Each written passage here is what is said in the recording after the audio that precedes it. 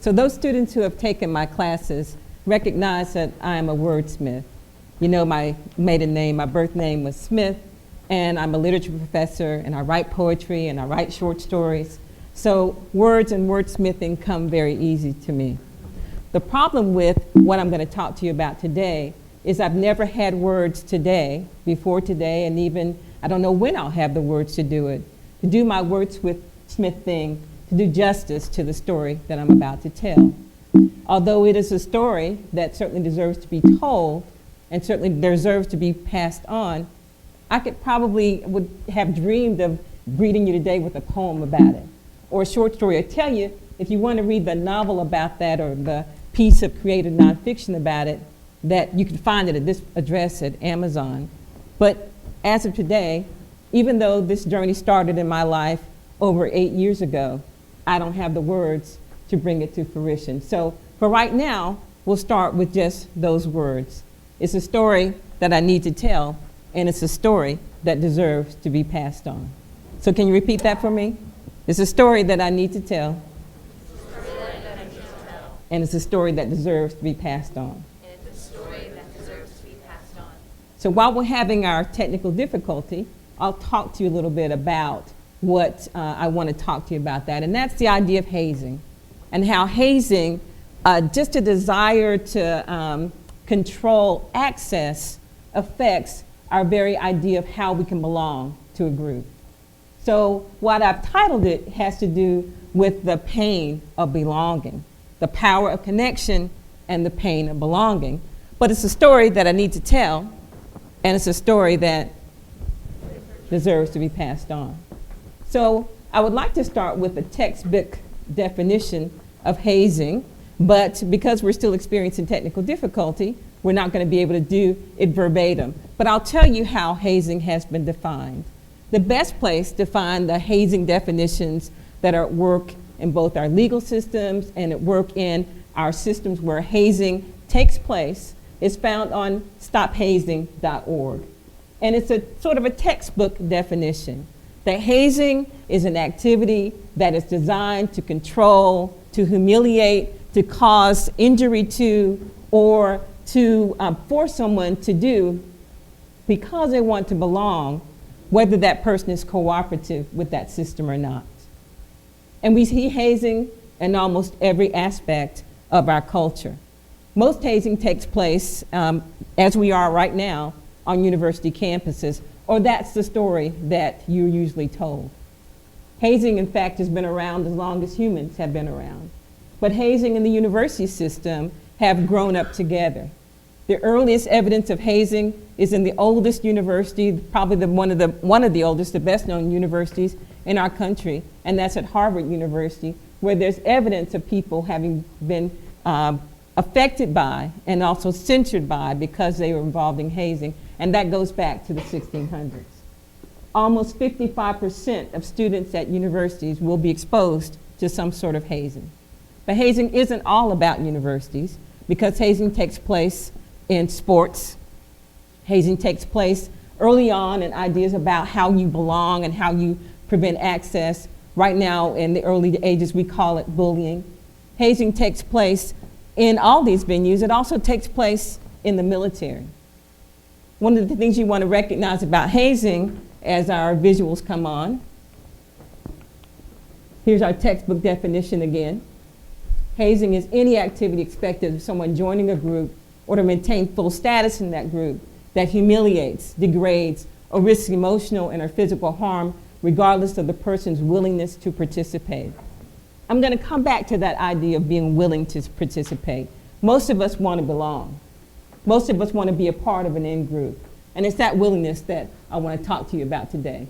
But hazing does hurt. It hurts mentally. Most people who've been hazed are impacted by some form of stress and anxiety. And many people who are hazed wind up being diagnosed with or mistreated or self-treating themselves, what would we now call post-traumatic stress disorder. Hazing hurts physically. Physical violence is enacted upon people who are hazed every day. And just as we talk about people dying of diseases that have been around with us for a while, there's someone who's going to be adversely affected by hazing, even during the time of period that we're sitting here today. Hazing also affects you emotionally. And part of what I want for you to remember about that is one of the most insidious aspects of hazing that is often blamed on the very victims of hazing. There must have been something wrong with him or her, or this wouldn't have happened. But hazing actually changes your brain. It changes the brain of the hazer because of the rush of adrenaline and power you receive from being dominant over someone else. And it affects the brain of the person being hazed. The basal ganglia are overexcited. They are over anxious. They watch for the next time that the injury is going to take place. And many times, because of these changes in the brain, they self-direct themselves. They end up hazing themselves, not because of some weakness in them, but because, like you, they have a brain that's affected by the things that they're exposed to. And it also hurts spiritually because it takes you out of a sense of who you are. You forget in your quest for belonging who you used to be or who you might have been before your desire to join this group affects you. Hazing causes all kinds of things: mental illness, alcohol abuse, domestic violence, but most importantly, hazing kills. I want you to think about that as we look at the names of these people that I just tore from the headlines. Most of them I tried to keep in this decade, but I could have gone back to any decade and found this list. Most of you are familiar with what happened to Robert Champion at Florida A&M, who died as a result of hazing injuries he sustained while he was trying to join a band fraternity. Most of you aren't familiar with the other names, but all of them have died just recently as a result of hazing. I'm going to call your attention to just a few. Harry Liu was a U.S. Marine who served in Afghanistan, and he was hazed to the extent that he committed suicide as a result of what happened to him in the military, as a result of actions that took place from officers who he reported to and for people who had control over him while he was serving our country honorably. He died just this year. Most of us think of hazing as something that happens basically man to man, that it's all about masculinity. Have you ever wondered how you define what's masculine? Some people define what's masculine by the car they drive, by the power that they yield, by those who they subsume under them. Most of the time, masculinity is misdefined in these ways. But if you'll notice, there are the names of women on this board as well, who died as a result of hazing. So it can't all be about masculinity. It can't all be about power and access. Sometimes it is, most times it is, but it also has to do with what we accept, what we think that we cannot change, and what we decide that we cannot control. The headlines, as I say in the slide, tell part of the story. The 9 men indicted in the Ohio fraternity case caused the death of a person trying to join their fraternity. The parents of Robert Champion filed a lawsuit after his death. Miami University has not fully disclosed the evidence that they found against the fraternity in their midst, but they have removed this fraternity that was chartered in I think 1855 at that university. And most recently, criminal charges were brought in a Boston fraternity where young men were found duct taped in a basement, covered with beer and other things, and tied together where they had been left. And it was reported because of the noises that they heard coming from that space. And in the case of Harry Liu, the soldier who was serving honorably in Afghanistan, the Army recommended court-martialing several officers in this case, but to date, only a few of them have been sentenced to any charges. But the other thing I want to talk to you about, as I said to begin with, is that this is a story that needs to be told, and it's a story that deserves to be passed on, but I don't have the words for it. And the reason I don't is because hazing hit home in my own life. The headlines that I'm about to show you are all about my son. And I want to tell you a little bit about him because he's not here today to speak for himself. Part of the reason why I'm just speaking out about this publicly now is because I wasn't sure whose story this was. Certainly it was my son's story, but he didn't have the words to tell his own story for himself for many years. Certainly it's my story. He's my only child. I agonized before I had him as to what color I should paint the bathroom. Should I paint it blue? That seems so overdone. Maybe I'll do it yellow because that will inspire him to greater heights. I thought about the fact that it's very difficult to raise a male in this country to the age of maturity without him encountering some sort of danger. And that is exponentially made more difficult when that male is of African descent in this country. Do you know that the #1 cause of death for African American males ages 18 to 25 is a violent death? So when I raised him to the point of being 18 with a 3.9 GPA from a private university, I taught at that time at Vanderbilt University, and he attended University School of Nashville. It's the finest school in the area. I've got the bills where I paid his tuition to prove that as well. And when he got accepted at Harvard, it was a great thing. When he got accepted at Emory, it was a great thing. When he got accepted at Morehouse, at Johns Hopkins, at Duke University, at UNC, he didn't apply here. All those things were great. But he decided, because of something that had happened when he was 10 years old, that he wanted to solve the problem of HIV/AIDS. One of those things that happened along that journey was that he was taken by his mother, who was going to show him the whole world, to the announcement that Magic Johnson made about HIV/AIDS. It happened when he was just a kid, and he made that announcement downtown, not too far from North Carolina State University. I wanted my son to understand that life went on after HIV/AIDS, but most importantly, that there was work to be done. He also watched a wonderful movie called Outbreak, and he decided right then and there that he was going to resolve that problem, that his life was going to be dedicated to eradicating HIV/AIDS. He decided this at the age of 10. I used to want to grow up and be just like him. So far, I'm just trying to grow up at this point, but I used to want to grow up to be just like him. So he goes off to Emory. He has a fantastic first semester, 3.9 GPA. Couldn't have asked for better. He went in with a whole semester's worth of AP credit. This was a young man who was ready to change the world, who could do that biomedical research, who could work at the CDC, who could eradicate HIV/AIDS, until he decided to pledge a fraternity. He made those decisions in the face of advice from me not to do it. You don't need that fraternity, they need you. But he remembered with joy the experiences that I had had having pledged a sorority as an adult. Having pledged, in fact, with my 65-year-old mother at that time, we were not hazed. It was a beautiful experience of sisterhood for me. But I also had taught at a university where people looked the other way when young men and women were being hazed in fraternity and sorority incidents. There's very little universities can do sometimes because hazing is accepted as an everyday part of our society. So he decided to pledge. And the headlines tell the story, but you don't know the whole of the story. Because of the injuries he sustained,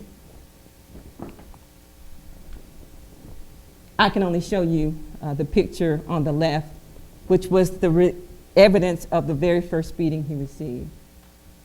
He was beaten every day for a period of 8.5 weeks. I kind of got an inkling that something was wrong. We talked every day when he said, I didn't realize that you really saw stars like you do on the cartoons when you were being knocked out.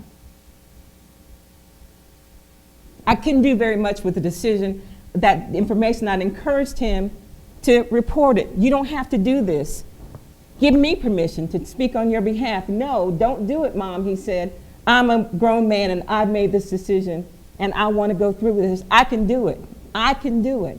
I can do it because once I join this organization, I can change the world. I have a whole idea about a community service project that we're going to undertake because all the other members of this fraternity will graduate and we'll be here and we'll be able to make a real difference. But I deliberately put his picture against the unknown African American man who was enslaved just to see the brutality that people undergo. This is something that didn't just start in the university system. We as humans have enjoyed brutalizing each other for some time. And in fact, we expect it and we excuse it.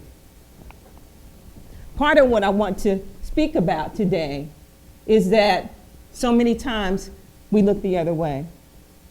So many times we know that someone's being forced to consume alcohol, and often we laugh about that.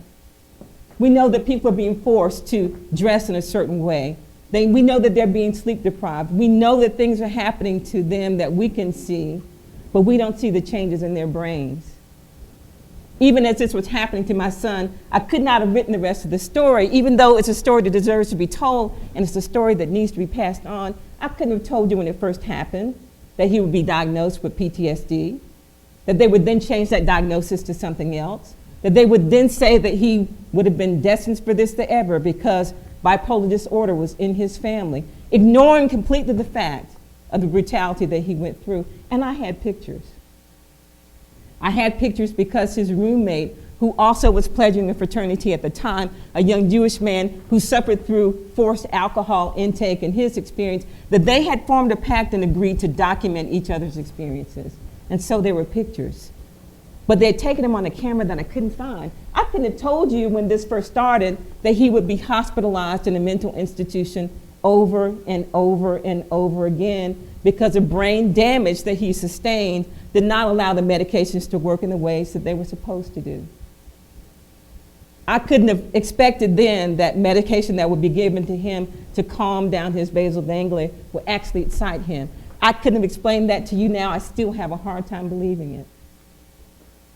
But over a period of time, he was in the hospital over and over and over again. And that young man who was poised to save the world, who was poised to end HIV/AIDS, who was ready to dedicate his life as a 10-year-old to do something positive in the world, could not go back to school and stay. In fact, he stayed out one semester when he was just being diagnosed with depression.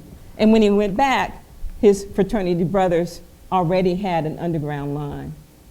I will say my son was brave because the first time he was put into the hospital, into a mental institution, one of the things he had come home to do was to have spring break. And he was seriously saying he didn't want to continue to affiliate with those people, that he in fact had told the primary hazer that he was quitting. And it was that conversation that got him drugged, that got he and a companion in a state of mind that they were both and still are being affected by. But he wrote in crayon what was happening to the young men who were then online in a 15-page document that I was able to get from the nurse because I couldn't touch my son behind the glass in a mental institution. I couldn't hug him and tell him it was going to be all right. I couldn't say, thank you for your bravery in a way that he could feel. I could just take the crayon papers and report it to the school. That's all I could do. But every day we could do something different. Every day when we know these things are happening, when it happens to your friend, it should be your story. When it happens to somebody in your dorm or somebody you know from an affiliation in another group, it can't just be his or her story about hazing. It has to be your story. We can't afford to look the other way. We can't afford to be in silence because this is a story that deserves to be told, and it's a story that we have to pass on. Just so you'll breathe a sigh of relief about my son, just last year, 8 years after this incident started, 8 years where he's had to redefine himself over and over again, he went back to Emory University last year. And so there's still a story to tell. There's still an opportunity for him to change the world, to eradicate HIV, or to be somebody completely different, because there'll be a value in the experience of finding himself after all that he's been through. So I'll leave you with these words. It's a story that I need to tell, and it's a story that we need to pass on. Thank you.